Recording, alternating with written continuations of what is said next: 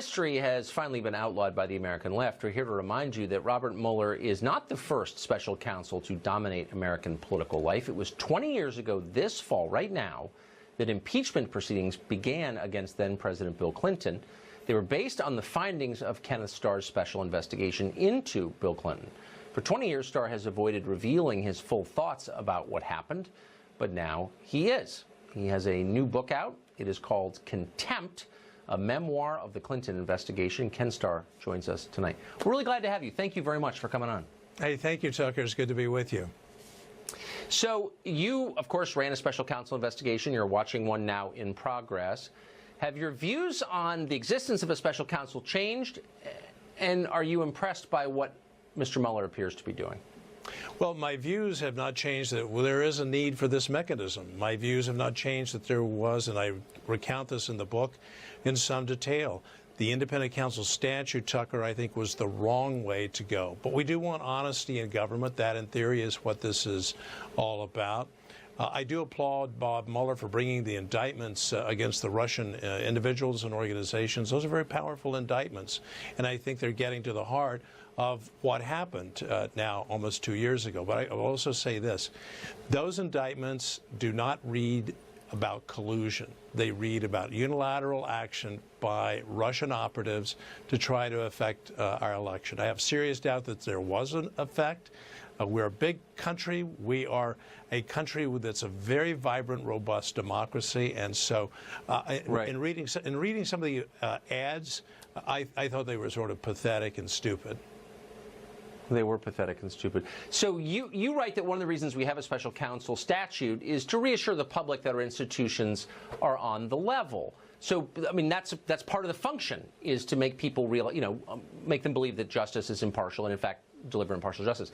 With that in mind, are you comfortable with the fact that Mueller seems to have hired exclusively partisan Democrats to the extent we know their affiliation? No, I'm not, Tucker. I have great confidence in Bob Mueller as a person. So I'm in the school that Bob Mueller is a good and decent man, semper fi.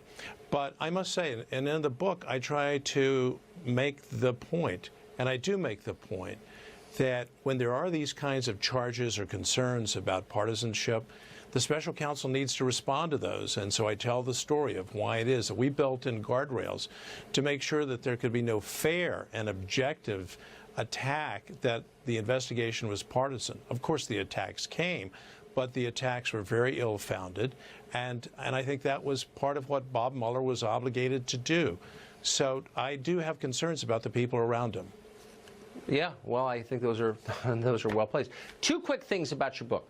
First, you say that you came close to charging Hillary with perjury. She said, I don't know, or I can't recall, dozens and dozens of times in your interview. Clearly, she was lying. Why didn't you charge her?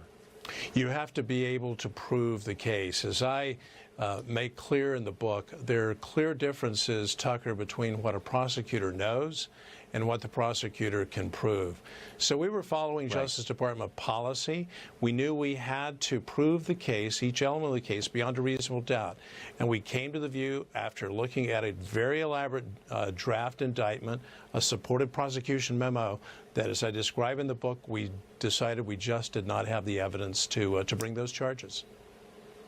And quickly, this just jumped out at me. You said you were haunted by the Vince Foster case, his death in Washington during the early part of the Clintons' first term. Why?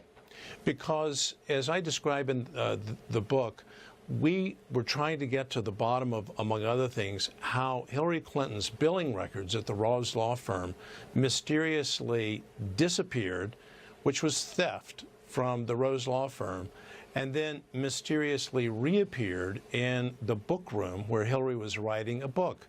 Now, how did that happen? How did records in those pre-electronic records day win their way, not just out of the Rose law firm offices in Little Rock, Arkansas, but to the private residence of the president and the first lady? And I was haunted by what did Vince Foster do as the deputy counsel to the president. He took his own life.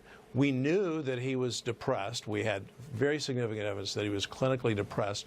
Why was he clinically depressed? Complex question, but that's why I was haunted. Why did this very successful, very bright lawyer take his own life within 6 months of the administration taking power? And that haunts me to this day.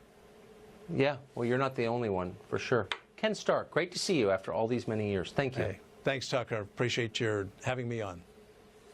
Of course. Mark Stein, right after the break, to talk about what's in Ken Starr's book and whatever else he'd like to talk about, because Mark Stein is worth listening to. Stay tuned.